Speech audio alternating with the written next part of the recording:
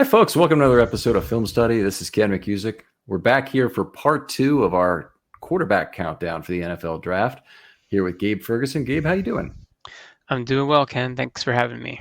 Appreciate you coming on. And we're talking about the top five. Seems like we're going to have, I believe, the same five names. And it's a heavily tiered quarterback draft, as we talked a little bit about before. So we would kind of expect that. But this should be interesting because I think there is a fair amount of differentiation in what I've seen of how people order this top five, especially recently. Yeah, I think if you look at it, kind of take a step back and look at the top five players, you really can pick nits with every single one of them. There isn't one that's a perfect kind of prospect, and I think that's a big reason why every person or every analyst might have a different ranking. But it's definitely some talented players. I think there's a lot of upside, and I think really any one of these five players could potentially have a very good, bright NFL future. Yeah, completely agree. All right, so let's start with your number five guy. So for me, and this is probably someone who might be higher on other people's lists, but I'm going with Will Levis out of Kentucky as my number five quarterback. So there's a lot of things you like from him from a kind of a physical perspective. He's big, got a big arm, athletic. He played well in a good SEC team. I think that is a good bonus for him. I think the level of competition that he played against every week is something that's going to help him when he gets to the NFL.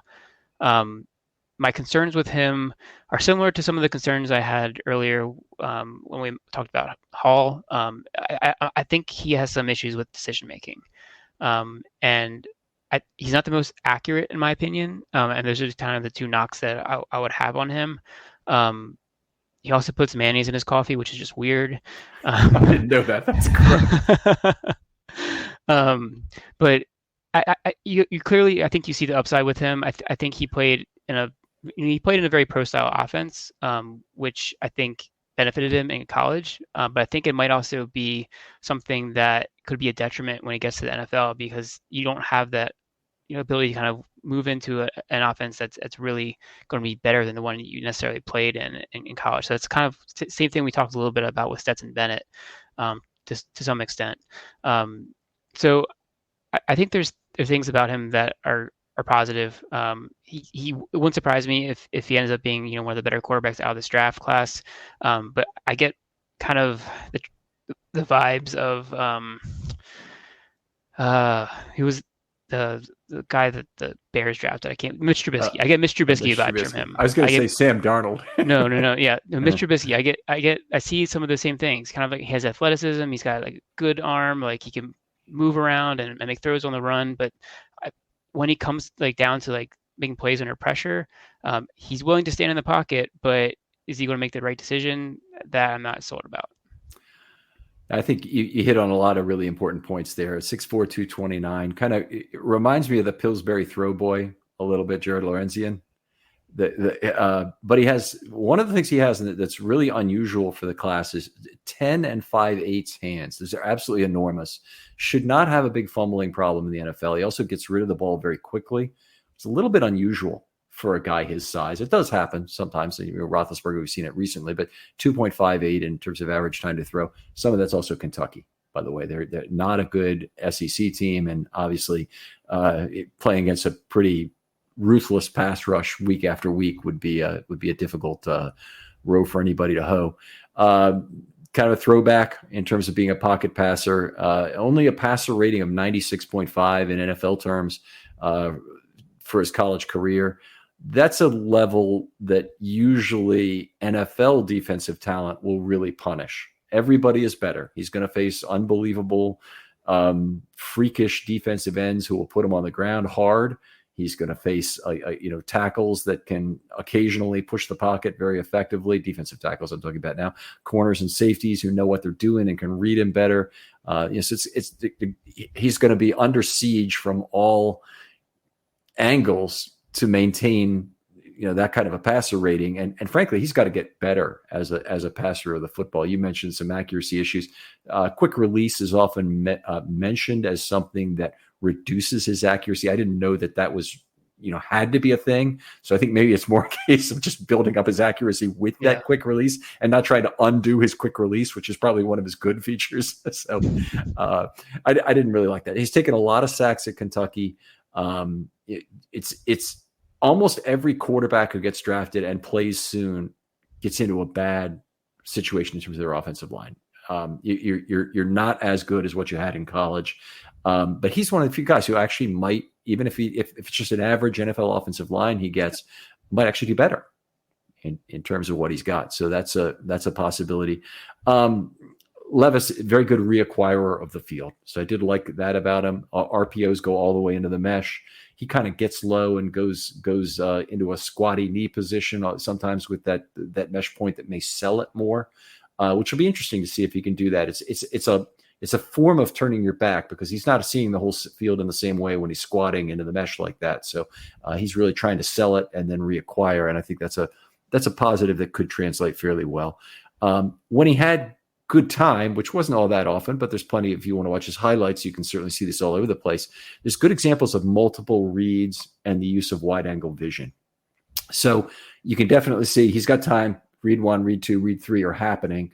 Quarterbacks don't really ever get to read 5. You sometimes talk about it. If you have an extended play, you might break down. Then all of a sudden you hit a fullback. Maybe that's, read 4 or 5 on a play, but it really doesn't happen very often. And, when the time to throw standard is you really hope your quarterback can hold it for 3 seconds to extend a play, they just can't make that many reads in that period of time. But what he does very well, I thought, was look at the field with that wide angle look where he's really trying to process multiple receivers and choose between them on the go. And that also throws off the safety, throws off whoever is that either under coverage sometimes, but most importantly, it's probably the safety in terms of racking up yak and in the case of a linebacker, not getting a underneath ball tipped because he gets read easily and a window gets closed.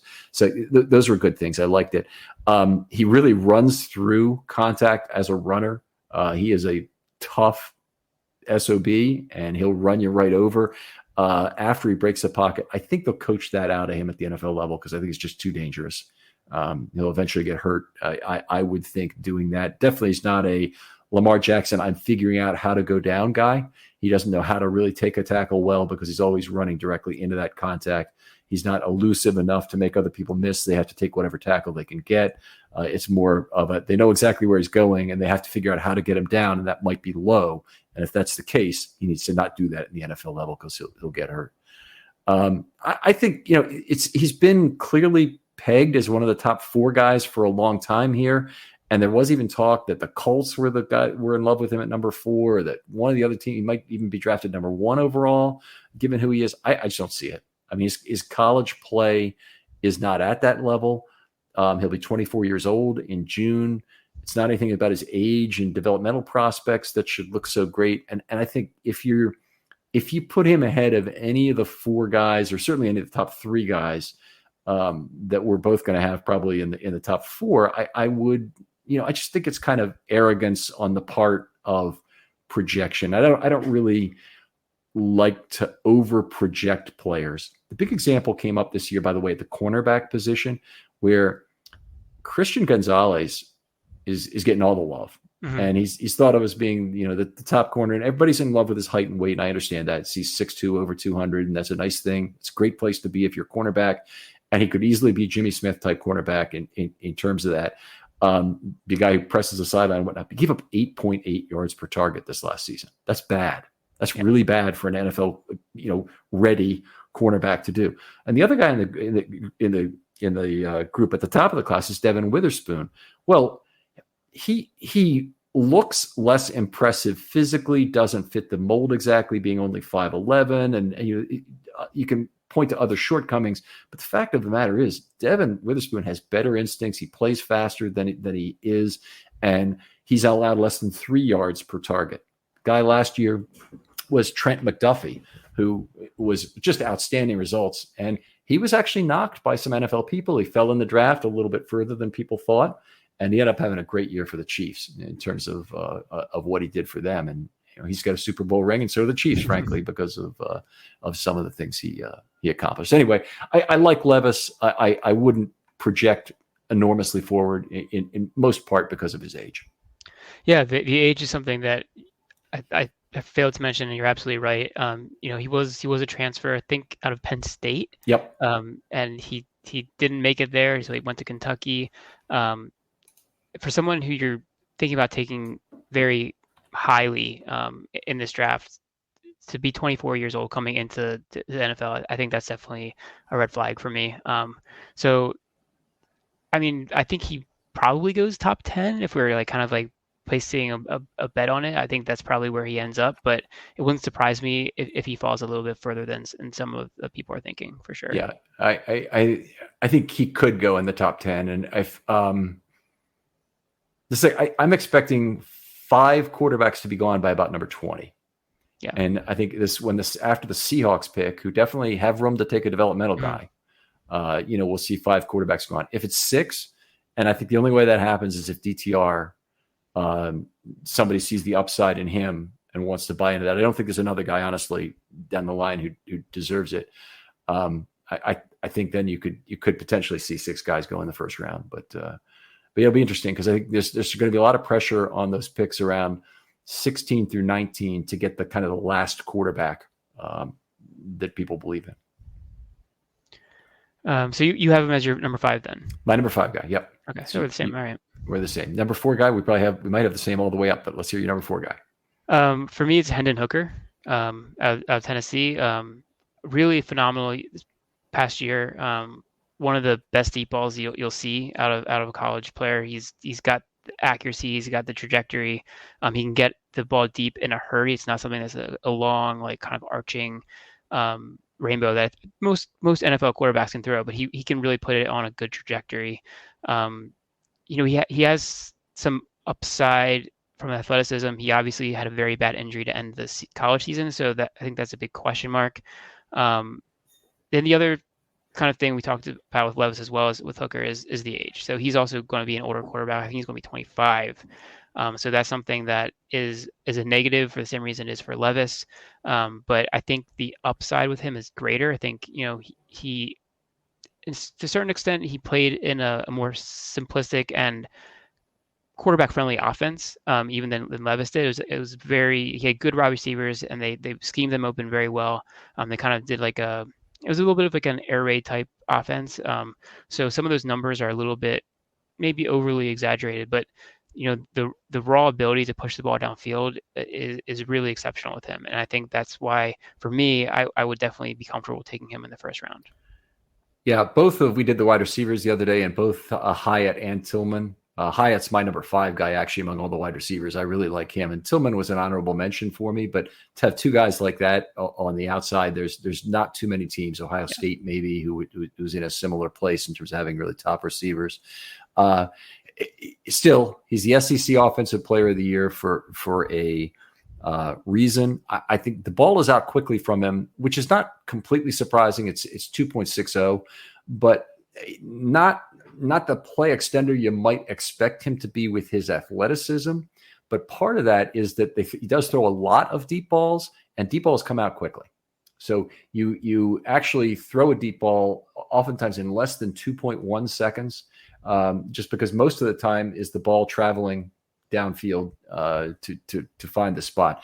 I thought what was really exceptional about him on the deep ball was he knew how to throw to a point on the field where the receiver on either side, whether it was Tillman or Hyatt or even somebody else, did not have to give up all of the lead they've achieved on the defensive back they had beaten. So, where they had made a good move and gotten free by whatever means, some of it physical too, by the way, then they were able to maintain that lead because Hooker didn't underthrow the ball by too much. Now, one of the things, if the wide receiver has the defensive back beaten, underthrowing the ball has value. And in the NFL, this is true too, because you have a much higher chance of getting a pass interference call because a trailing man, and man coverage in particular, is not going to be able to look back for the football in the same way because he has to catch up. That's the primary thing. So most of the time, he's going to be hands through. And if you can underthrow that ball a little bit, obviously decreases the chance of the overthrow. And you still really give yourself the classical two positive options in terms of the completion or the pass interference call. Hooker did that very well. Touch on the long ball is exceptionally good. It's all rainbows, drop in the bucket, beautiful shots. And I agree with you, by the way, he's perfectly comfortable throwing a flat football. Mhm. A lot of quarterbacks in the past, and you don't have to look any further than Kyle Bowler as a guy who never really developed that deep touch. Not at the NFL level anyway. He was a guy who wanted to throw the ball on a line all the time. And when it's not open, it's not open. And you don't want to be throwing the ball on a line deep very often. So I really liked what I saw from Hooker in terms of his touch was exceptional. Got the ball out quickly enough that he was not underthrowing the receiver particularly often. All the things about his eye level, his size, the arm angle, the release is a really good combination for throwing over linemen. And he's one of the few guys in this draft at 6'3", 217. He's got very big hands, by the way, too, who can get the ball over the line of scrimmage without having to create artificial windows of these sidearm three-quarters throws, which I think they're good if you can do them. Hey, it's fantastic if you're Mahomes or Lamar Jackson to probably a lesser extent, and you're a magician with those kind of throws. That's great, but that's something you have to develop to get by because your overhand motion won't necessarily get the ball there. So Hooker is a guy who is really going to get the ball over the line. I think very effectively at the NFL level, and won't be knocked down too much by defensive linemen. Thought he navigates the pocket fairly well on extended plays. He's not really a natural rollout extender. You don't see a guy who says, "Oh, I'm here. I feel pressure. I'm going to roll right now." If the play is a design rollout, sure, he can do it like anybody down the red zone. But if it's a I have to create and move, that's not really his game as much. Does scramble a little bit, but he's really a straight line runner. Another Tyler Huntley guy, limited wiggle there. It can get you some yards. Don't get me wrong, but I don't think he's a particularly great read leverage guy, nor a throw wiggle guy that makes somebody else miss. And you rarely get both those in one runner. Then you're talking about Jackson or Gale Sayers or somebody like that. But if you have one of the two, like DTR, I think is a really good leverage reader, not necessarily a great wiggle guy. He's got a little bit of wiggle, but he's a really great leverage reader. That's very positive. You don't have to have both. You just have to have one. I don't think really. It's not really Hooker's game in either case. Got some speed, but that's not really his thing. And we'll see what he's got left after coming back from this injury. I'm very interested in where he goes. I think he is a consensus number 5 guy, but I've seen talk just today that one guy thinks he ought to be the number 1 quarterback in the whole draft, which I can't see from an availability for season 1 perspective. But who knows? Yeah, that's a little bit too rich, especially because of the injury. For me, if maybe without the injury, you could consider that, but with the age and the injury combined, that's not something that I would be willing to go to. But I do like him a lot, and I think he has, in some ways, just as much upside as the other quarterbacks in this draft. I think the one thing that for me is probably the biggest question mark is the age, more so than the injury, because is he able to kind of develop more, or is he kind of had his peak already, playing in a college offense that was kind of like throw the ball all over the field. What does that look like in the NFL? Even though he did play good competition, obviously in the SEC, and he led his team to a much better record than like a Will Levis did, for instance. And he did have good receivers, but he wasn't playing on the most talented team in the SEC by any stretch. And I think his play was a big reason why they did as well as they did. Yeah, I would agree. I mean, he had good weapons, but I would agree with that statement. That's fair. And he's really the one old guy who's still the guy candidate. He's 25 actually in January, so he's going to be 26 right after the season, and yet he's still a guy who I think could be the guy for your franchise. If you're looking for a 9 or 10 year solution at quarterback, he could still be the guy. But we'll have to see how he's looked at. To me, he'd be too rich in the first round, even if the Ravens had a chance to draft at 22. I think I don't think I could pull the trigger on that, even though I have him ranked as high as I do. I just don't see the fit at his age for it to make sense. Even though, in a lot of ways, if Lamar's leaving and Hooker's coming in, it could be kind of a perfect transition. It'd be bumpy as hell, by the way, if that actually did happen. But it could be the perfect transition. Um, I wouldn't see that as a reasonable option. But he's a guy. If you can afford to wait 1 year, he could be perfect. Yeah. And I think he can come in and be an effective NFL starter right away because of the experience level, the high quality of play that he's demonstrated. So, all right, Hooker also my number 4 guy. So we might go 5-4-3-2-1, which Crawford and I did at guard last year. So let's hear who your number 3 guy is. my number 3 is Bryce Young. I have him there strictly because of the size outlier. He is terrifically good good at playing quarterback, but his size is an extreme outlier for the position. Not only is he, I think, 5'10", but I mean, he weighed in at, I think, just over 200 at the combine, but you watch him play, he does not play at 200 pounds. He probably plays at like 190. And, he did suffer an injury this past year at Alabama, and he has a very slight frame, and he's not someone who's going to be able to carry and put on more weight. I think it's a concern that's very real. He would be an extreme outlier to have significant success in the NFL at playing at the quarterback position for his size. When you watch him play, he's almost a wizard with the ball. Very like, I kind of want to say Drew Brees-esque. Not to compare him directly to another small quarterback, but just the ability to read the field, to make the throw with accuracy anywhere he wants it. He is good at navigating the pocket. He does so many good things. I think if he was 3 inches taller, he would be talked about as one of the best quarterback talents to come out in the past 10 years. But because of the size factor, I don't think you can get there with him and feel comfortable about it. So it's disappointing because I think there's a chance that he could still be, really exceptional in the NFL, but he has to be in the right position. He has to play behind a very good offensive line, I think. He has to have, a good system that's going to work for him. But it's a risk, I think, to take him at a, top 3, top 5 pick, just because of that outlier factor of him being so small. Well, I think those are all fair criticisms, and the height is certainly the question that the NFL teams are going to have to grapple with in terms of deciding where he goes. I do think he'll probably go in the top 4, so We'll see. But I had him at number 2. The 3.02 time to throw brings up an entire series of questions related to him, because one of the criticisms of him is that he can't really stand in a normal pocket because he can't see over it. And we saw Russell Wilson move to Denver. Russell Wilson is just about the same size and had a lot of problems seeing over the offensive line. The Denver fans, and had one of them on the show before the Denver game last year, we're just saying this is a mismatch and whatnot.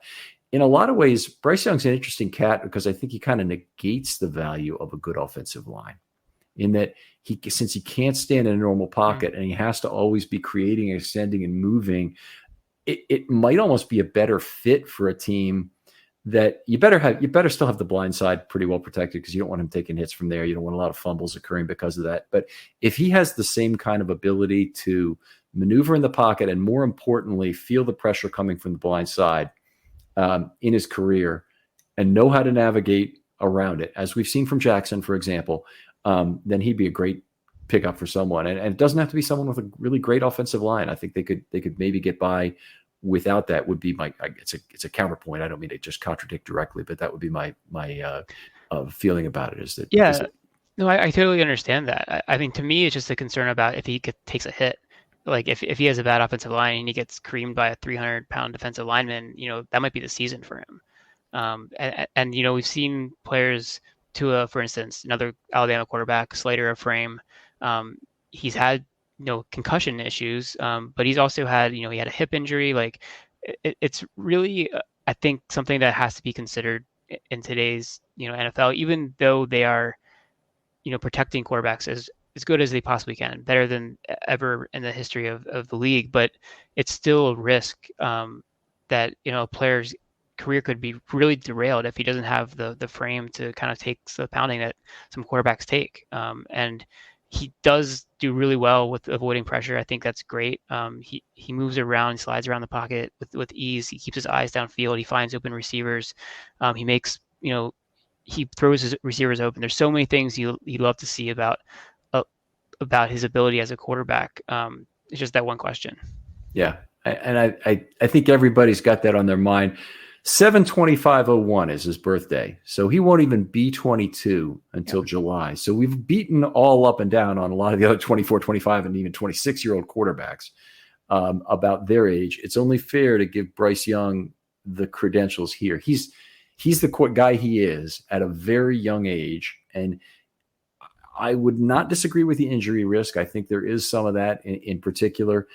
Some people talk about maybe being able to add muscle the way Lamar has, even if he's 5'10" is where he's going to be at his height until he gets to be about my age, and then he'll be 5'8" from being 5'10" at his age. But he'll probably have some ability to put on muscle and be a little bit of a tougher guy, and that will probably cost him some mobility to do it. We did notice that with Lamar, that he didn't quite have the same top gear as he had before. But I think that so much has been said and so much has been made of Bryce Young. I think he's been the presumed number one guy for a long time in this draft. He's not my number one guy. I think the number one pick is pretty clear from the top three. But maybe we move on and talk about that a little bit. Ready to go to my number three guy? Yeah, absolutely. All right. So my number three guy is AR-15, Anthony Richardson out of Florida. I really do love him. I mean, I see, that size, what he can do on the field as an athlete, just jumps off at you. Tacklers fall off him, 10.5-inch hands. I don't think he's going to be a fumbler in the NFL. The 4.43 40, just what he looks like running that is just incredible. It's the only other more incredible 40 time there was Adebawore, the defensive lineman who ran 4.49 or whatever it was at 270, but jumps like a power forward. I mean, 40.5-inch vertical, 10'9" broad. And here's the kicker: Anthony Richardson is not yet 21 years old. Yep. He will not turn 21 until May 22nd. So if you want to project development, he is the most reasonable guy to project development upon. And certainly was one of the great combine performances of all time. He's got wiggle and power as a runner. So I love that. I'm going to talk about some of his positives and we'll get to the negatives here. If you go back to that Eastern Washington game, his run, it was sideline to sideline it was a third gear all the way. So he never was in really top speed, but he ran all the way to the right sideline and kind of tipped to the sideline, didn't go out of bounds, runs all the way back to the left side of the field, gains a bunch of yardage, and eventually goes out without being touched, across the entire football field without being touched. It's just one of those plays that will stick out in my mind for, I think, a long time. The 3.18 average time to throw is indicative of the play style. He's really a natural extender. He's looking to run and he's looking to pass at the same time. Sometimes he definitely does take his eyes off the field and looks to be a runner before he has to be a runner. I think that's something that can probably be coached up at the NFL level. So there's a lot of improvement to see in his game just during his time at Florida. So I think he's got a good chance to become better. I think even when extending plays, one of the nice things to have is that you're not easy to bring down. And Roethlisberger certainly had that. He's got it too in spades in terms of it's very difficult to sack the guy. And I will say that is completely not normal for dual threat QBs. And in fact, dual threat QBs, because of the nature, they can take shorter sacks, but they generally take a lot more sacks than anybody else. Randall Cunningham, who might have been one of the great dual threat QBs of all time, was sacked on more than 25% of dropbacks in his rookie season. Just incredible. Might not have been rookie season, but first year as a starter. Anyway, it's just ridiculous. Now, Richardson, by comparison, was sacked on 3.5% of his dropbacks this last year. So there is an NFL versus college difference you have to consider in that. Obviously, he'll face another whole level of defenses and speed of the game and all the things that go with the NFL level, but I still think he's probably going to take less sacks than most other NFL quarterbacks, and certainly most other NFL quarterbacks of the same type. Just a mid-80s passer rating in college. Obviously, that's got to get better. And I think there's hope based on age and tools that you're getting that. One of the things you really notice, you can just watch his highlights for this. Don't even have to watch a full game, which I would recommend, by the way. If you're going to try and look at a quarterback in particular, try and watch every throw from one game, and you get a kind of sense of the breadth of things. But if you watch his highlights, look how many of his highlight reel alone are throws behind the receiver where it's the receiver making a good play. And it's uniformly, the throw is late. Ball's on the back hip of the receiver. He catches it and makes a huge play after the, run down the field after yak. And I say, that's a highlight for this receiver. It's not really as much for Richardson in terms of how good a throw that was. He would do really well to get a QB guru. And Joshua Harris might be the right guy for him. He certainly helped Lamar but whoever it is, he needs to spend his off seasons learning how to improve his game as a quarterback as much as he can.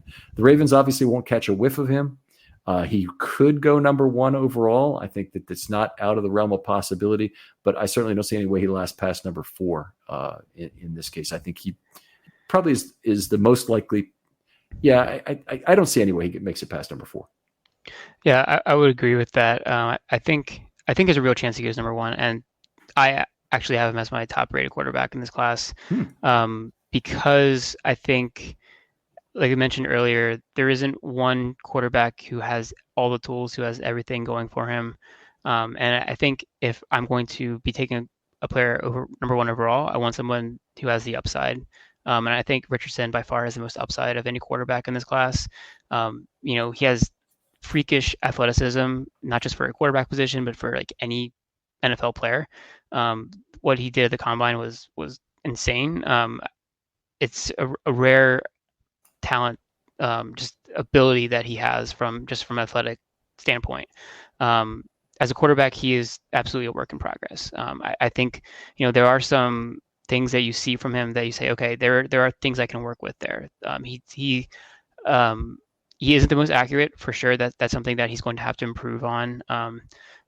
But I think that there are plays where you can see that he has the ability to play within, a standard like kind of NFL, drop back and throw it. And like he has the arm strength to make pretty much any throw on the field. He can get it there in good time. I think that his mechanics are actually pretty good for someone who is fairly raw as a player. And that to me is, it's a good sign that he doesn't have to kind of unlearn and relearn that whole process of like arm angle and footwork and things. I don't think he's needs a huge amount of work from that perspective. I think there needs to be more consistency in his game for sure. He didn't play in what was like a great offense, I don't think, at Florida.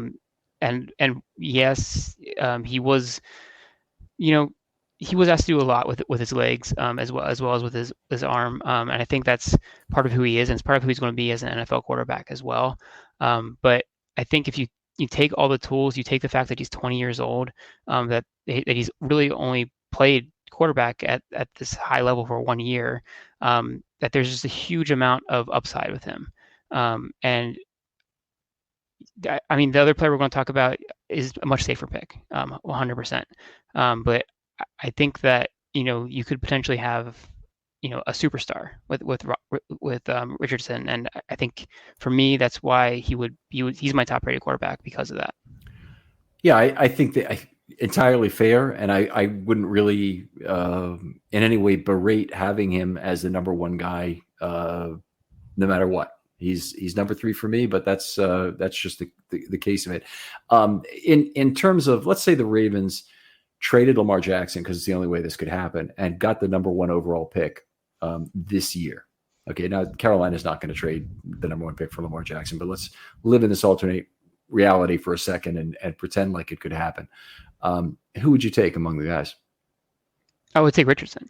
Mm-hmm. Yeah, I mean, I think he can step in and be a starter right away. And yes, he's going to have some, probably developmental needs as as a passer, but I think what he can provide you as a runner, and he has the frame to really be a running player in the league. Um, I mean, at the bare minimum, you're getting someone. I think it's like a Justin Fields, and I think he has the upside to be someone of maybe even like a Josh Allen caliber type player, um, who is that true like NFL caliber dual threat who can pull down and run, and he's more athletic and he's faster than Allen is.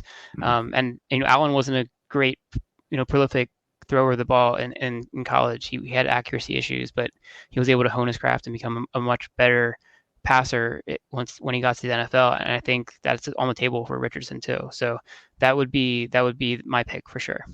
All right. Well, fair enough. I don't think it'd be a terrible pick. I probably like my number one guy more, but let's move on and talk about the next player. I guess we've only got one guy to talk about left, but your number two guy is so CJ Stroud, Ohio State quarterback, very good player. There's nothing that you look at him and say, okay, he has a big weakness. So I want to get that off the table. But I think there are areas where he excels and areas where he's not quite as good. I think he's like I said, the safe pick in this class if you're picking number one overall. One of the things that concerns me is the level of talent he had around him playing in college. He had two players who could potentially be top 10, top 5 wide receivers, or drafted in the top 10 of the NFL. I think we'll see with Jackson Smith and Jigba, but I think Marvin Harrison Jr. will absolutely go in the top 10, if not higher. And he's played with NFL caliber wide receivers throughout his entire time at Ohio State. Great running game. He's had all the things around him to excel. What happens when those things break down a little bit? We've seen him in some big games play at a very high level. I'm thinking about the college championship game this past year. He really stepped up his game. There have been other times in the past where he's kind of not stepped up to the moment. Like the Michigan game, for instance, I think is a shining example of when there's pressure in his face, when there's things, a right. good defense that he's playing against where he hasn't been able to play at that next level. So there's some concerns there, but I think you're getting someone who's extremely talented, who's got all the numbers that you could ever want from the position. He is athletic enough. He doesn't really do too much with his legs. I think that's something that you could do more with him. But I think that he has all of the tools to be a really good NFL quarterback. Yeah, I would agree. And some of the physical traits, which we haven't completely talked about him, he's 6'3", 214. He meets your basic size requirement, 10-inch hands. That's going to be good in terms of reducing the fumble risk and getting a better, maintaining accuracy, maintaining a nice tight spiral with an NFL ball. 10-3-0-1, so he won't be 22 until October. That's a wonderful age to be for getting your first opportunity to lead an NFL team. Obviously had a great combine as a thrower. Accuracy was really his calling card at OSU. Fantastic set of receivers. I don't disagree with you any of your context comments at all. He certainly played with a great offensive line, played with a set of fantastic receivers there. I made a unfair point about JSN and how his production actually slipped with becoming the number one receiver after, I'm missing the guys, but Olave and the other guy from Ohio State who was done last year, but it's great. He went to the Jets, and he's also slipping my Garrett Wilson. Garrett Wilson, yeah.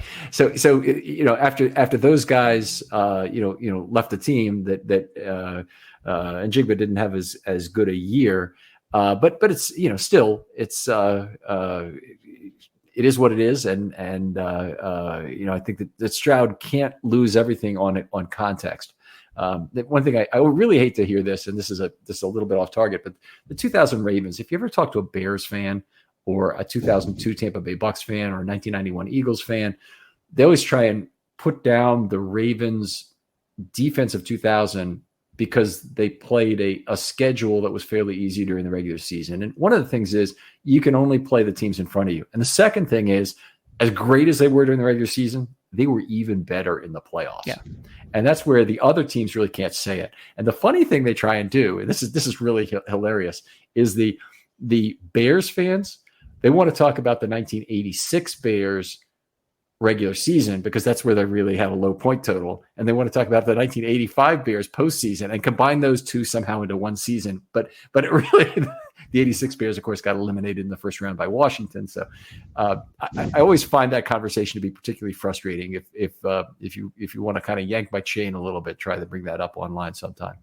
Getting back to Stroud here, very few interceptable balls on the season. A lot of on-target balls. You really see that just looking game by game for him. And he had a couple of very long streaks, I believe, of no interceptions, like a 14 and a 15 touchdown streak with no interceptions. It might have even been longer than that in this last season. And 85 and 12 touchdowns, interceptions over the last two seasons with 9.7 yards per attempt. I don't care if you're throwing to, two of the great wide receivers of all time. That's still fantastic. He's towards the high end in terms of time to throw, so he's taking his time in the pocket. I do credit the offensive line with that a lot, that there weren't a lot of hurried or rushed throws. So, from a context standpoint, that might be a more significant concern with where he might end up in the NFL.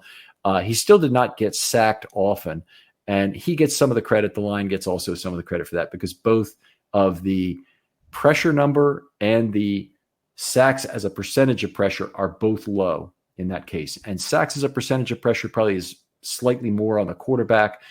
Being pressured at all is probably slightly more evaluation on the offensive line you're making. So I like that about him. Great touch on the deep balls. Talk a lot about, cutting off a passing lane and not making it easy for a guy to hit a throw between level 2 and level 3. And what we'd like to see from Ravens linebackers all these years, I've been whining about who they've had basically in coverage since CJ Mosley left. And the fact of the matter is, and before Roquan arrived, but the fact of the matter is there aren't that many guys who can do it well. And quarterbacks like Stroud have the ability to just basically throw at exactly the layer they need to at the to hit those level 2 to level 3 throws perfectly. You can't really drag the seam, I don't think, effectively against him and hope to take away a ball or even take away his confidence in throwing a football at the proper level because he's so good at fitting in there and he knows how to do it. I think I hit on that. What else do I want to say? I don't see any reason why he's not the number one pick. I don't really understand the Young pick, although they're not too far apart as passers. I think Stroud's physical gifts with a very similar passing profile look very good. And I think he's pretty clearly the number one guy. I can see going to Richardson. I really can't see giving it to Young over Stroud. So Stroud ends up being my number one guy in this. And certainly we'll go in the top 4 again. And unfortunately, the Ravens won't catch a riff of them. Yeah, I think, with Stroud, you're going to get a really good player. I'm fairly confident in that. Will he have the upside that I think a Richardson potentially has? That's why I would swing for the fences, so to speak. But I don't think there's any bad argument that you would make or I don't think there's any strong argument why Stroud shouldn't be an option there at number 1. Like he has all the kind of traits that you're looking for. Anything that you're dinging him for is probably a bit of a minor thing compared to some of the other players around him. He's done pretty much everything you can do aside from, like, I guess, winning a championship at the collegiate level. He's been an exceptional quarterback. So yeah, I think someone's going to get a very good player. And what the environment that he goes to, like most of these players, is really going to dictate his NFL success, I think. So hopefully there's a place that works out for him well. And it's unlikely to be someone that the Ravens are going to see very often. So that's good for us too. So let's look back at because we had the same top 5 guys. We had Levis, Hooker, Richardson, Young, and Stroud. We're each in our top 5, not in exactly the same order, though we had the same 5 and 4 guys. When you look at those 5 guys and you compare it to, say, the 2018 first round, which had hit and miss results in the end. Yep. I think we were confused by Baker Mayfield, and he was a shorter quarterback, by the way, who didn't end up being as good as people hoped at number 1, but had some flash in there for a little while. Then we had Rosen, whose career was a pancake, and we had Josh Allen, who obviously ended up being quite good. I'm forgetting the Darnold was Darnold. Sam Darnold went, I think, 3 or 4 overall. He was one of the higher ones. Yeah, he went ahead of Allen, I think. So yeah, he had a bad pretty bad career, I would say. Yeah, I would say too. It's still going on. It's still in progress, I'm sure, from Sam Darnold's perspective. But he's about to get replaced, right, in Carolina, if he's even still there. I really don't know, honestly, what's happened to him this offseason. I'm But not sure. I think he might have gotten picked up by the Rams. Not sure. all right. Well, anyway, so the top 5 guys, how many would you say have a 75% chance to be an NFL star, meaning that they're in the discussion to be one of the top 10 quarterbacks in the NFL? How many are a 75% chance to be that of this group? So There's only one guy I think who really fits that bill. I mean, there's good projections on the other guys, but yeah, I mean, if the 75% chance, I would probably put to Stroud. I think he's the one guy who has the highest percent chance of being an NFL star. I still think Richardson has a higher ceiling, but the chance of him getting there is probably lower. I'd probably put him at more like in the 50 to 60% chance of kind of making it. But I do think with him, you still get a floor that's pretty good. So that's why I would be willing to take the risk with him. But yeah, definitely, I think if you're looking at it from that perspective, you're going with Stroud. Yeah.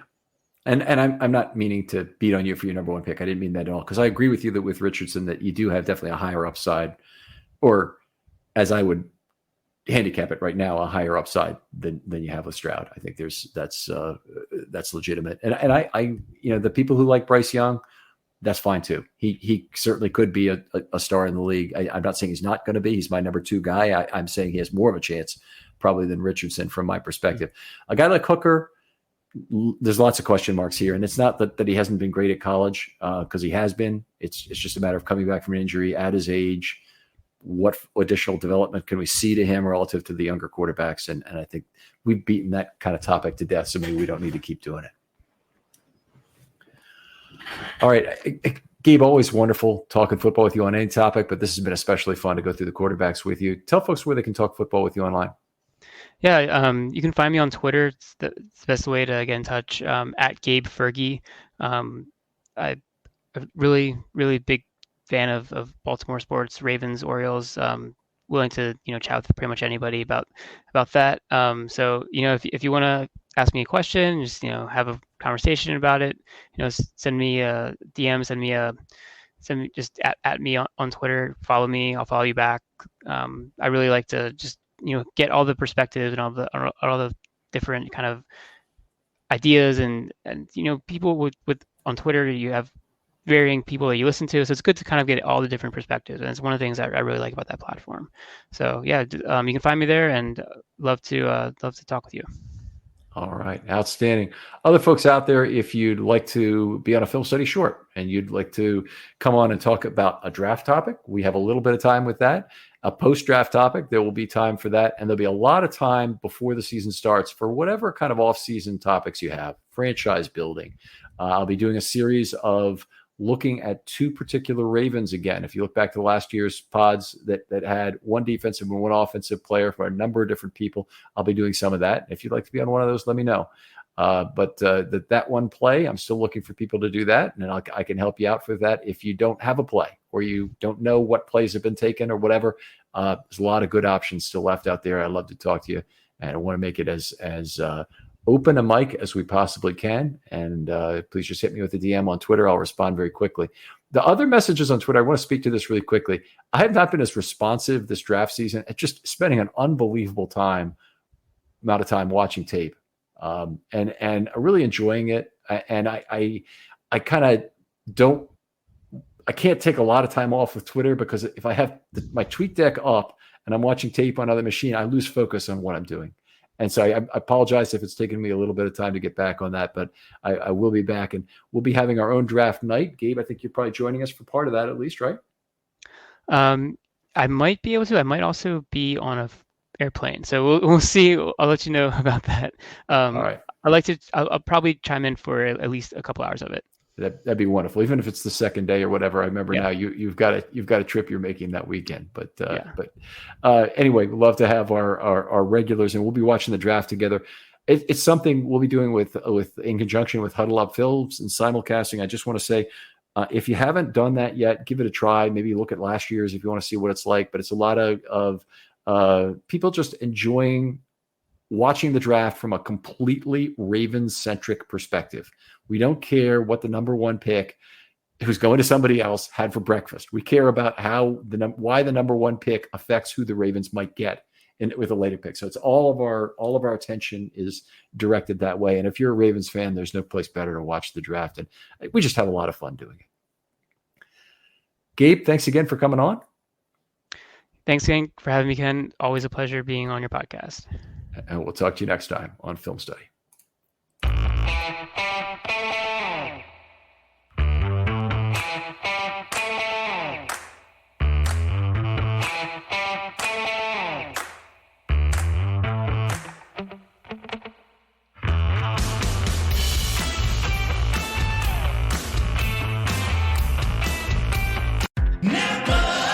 The roar of our engines, the pump of our heartbeats, the pedal to our metal, the sparks that ignite us, the pistons that push us, the passions that drive us.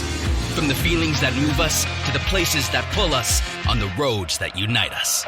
With nearly 6,000 stores and over 17,000 auto care centers, Napa has America's largest network of parts and care, here to keep you firing on all cylinders. Napa!